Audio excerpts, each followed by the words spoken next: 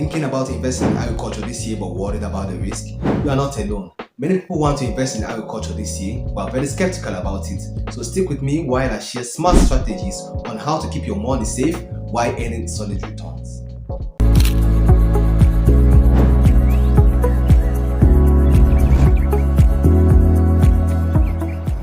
Hello everyone, my name is Steven. You're welcome to my channel where we discuss about everything agriculture.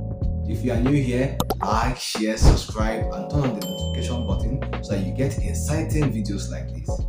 Number 1. Understand the agricultural landscape before investing. Now think about this.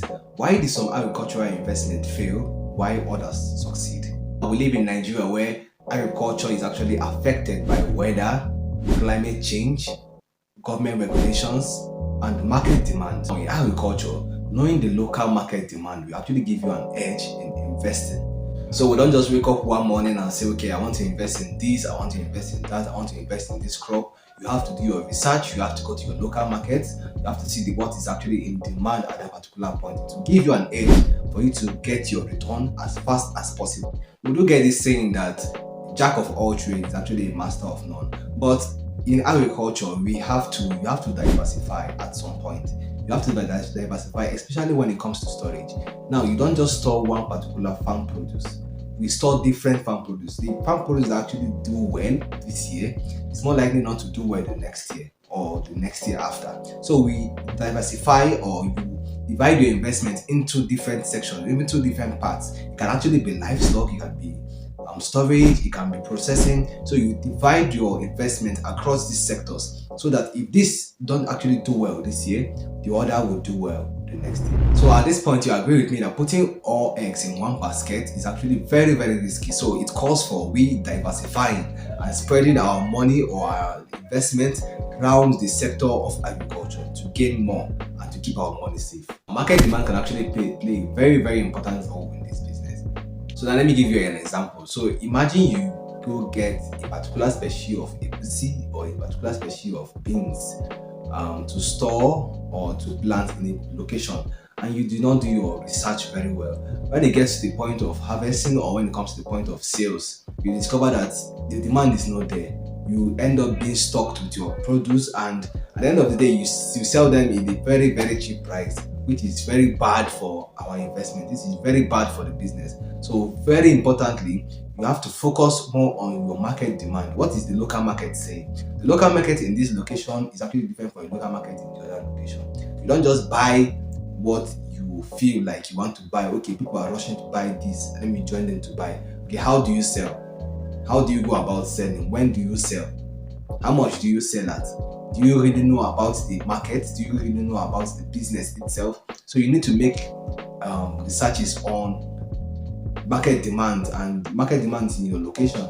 Now, the second is invest in agricultural businesses, not just farmland. So guess what? What if you could profit without getting your hands dirty? I know it sounds like a lazy man thinking, but yeah, we do that in agriculture. Agri-tech setups nowadays are actually revolutionizing farming with smart solutions. For example, we see greenhouses nowadays. They solve specific problems in agriculture, giving us high yield and less stress. It gives us high yield and less stress. So the greenhouse is mainly for vegetables, and the rest I've not seen some crops, but mainly for vegetables. They do give us like high yield. You see tomatoes, you see cucumber, you see carrots, you see all different vegetables that you can actually use greenhouses to get. When you invest in greenhouses, they give you 80% or 99% your return of investment. Although greenhouses are actually expensive to set up, but you will never regret. You will not regret it when done the right way. So look into businesses in agriculture that do store, process, package or distribute. So now we don't just focus on land, we don't just focus on planting, we also focus on the sector of packaging, the sector of distributing, the sector of storing. So you can actually start up with the storage business in agriculture or under agriculture. You can start up a distribution business where you get logistics for distribution of the particular farm produce, or you can go into packaging, can go into value addition of this particular agricultural produce. The main thing is don't just focus on farmland. Now, some people we actually say, okay, farmland will give you the best, farmland will actually give you more, farming will give you big returns and the rest, but it doesn't happen every year. So farmers do have their challenges, farmers do have the way they do go around it. So now I made mention of different factors that do affect farmland, or different factors that do affect farming. Now we see weather, we see climate change.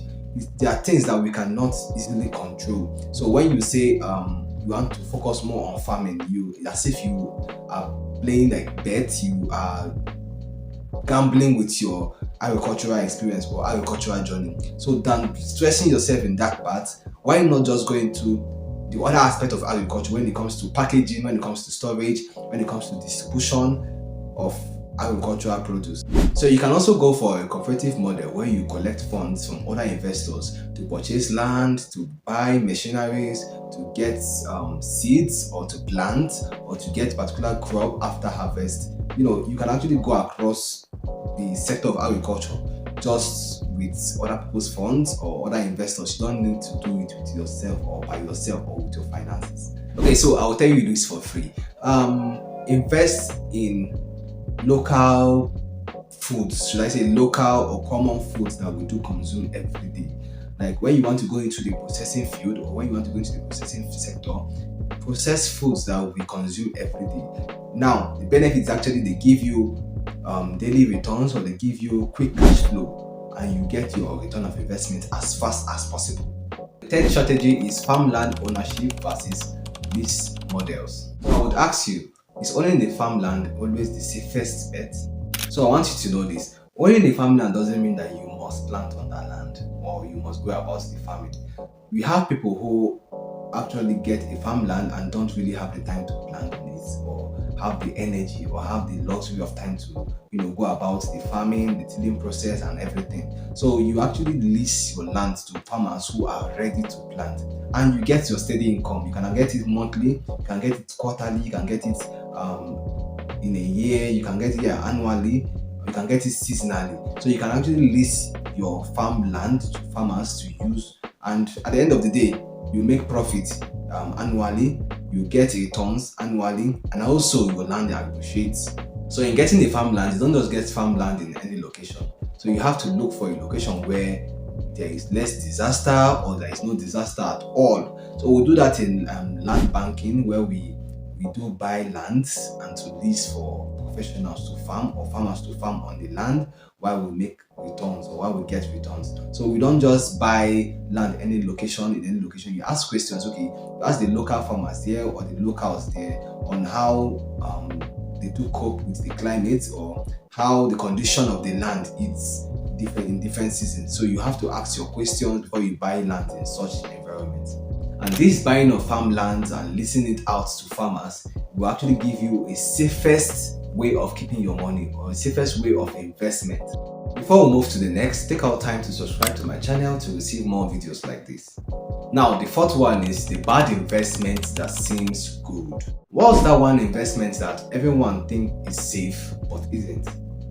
Investing in monoculture farming. That farming is very, very risky. So now most people think that investing in one particular crop will give you a larger return, but trust me, it's very risky and you should not do that. You should not do that. It's not advisable. Reason being that disease or market fluctuation can actually affect that particular crop in that year. So what would you do? How would you go about it? Instead, focus on polyculture or mixed farming. This farming keeps your money safe and give you more return on investment. So we are talking about diversifying. So this doesn't mean that we are confused on what to plant or what to sell or what to actually focus on, but we are trying to keep our money safe. You've learned how to reduce risks by diversifying, exploring across agro-businesses, and being strategic about farmland ownership. Plus, you now know how to avoid the trap of monoculture farming. With these safe strategies, you are ready to make safe moves in agriculture, thereby investing confidently and getting good return. Catch you on the next video. Bye bye.